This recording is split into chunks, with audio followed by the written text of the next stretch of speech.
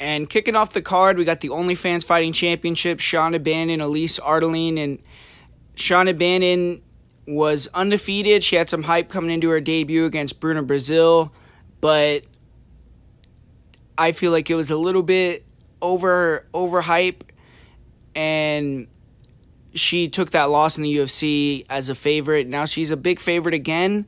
She was going to take on Ravina Oliveira, a Brazilian girl, so she has an advantage, Bannon, in terms of longer preparation time, and her opponent, Elise, has not fought in the UFC, so it's going to be her first UFC fight.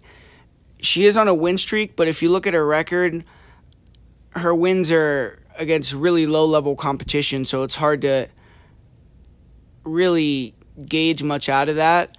As far as how these girls match up, I feel like on the feet, Ardelean is going to be the heavier hitter, and she's aggressive. She comes forward. She'll throw some straight punches, but if Bannon is moving around, I think that she can hit and not get hit, and I think it's going to be important for Bannon to make this an MMA fight, mix in some clinches, maybe get a takedown or two. I think if Bannon gets on top, she could have some finishing potential. Maybe a submission or a TKO prop is in play if she can get it to the ground.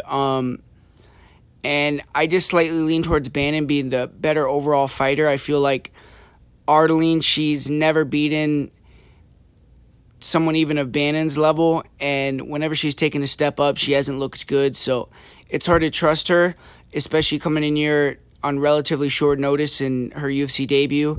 So I think that Bannon is going to be able to get this win, and I could see her getting the finish, but I'm not too bullish on how she wins. It could be a decision as well, and ultimately it's probably a pass for me because I just don't have a lot of faith in either fighter here, and I don't think either fighter is that high level. It's just, one of those fights that's kicking off the card.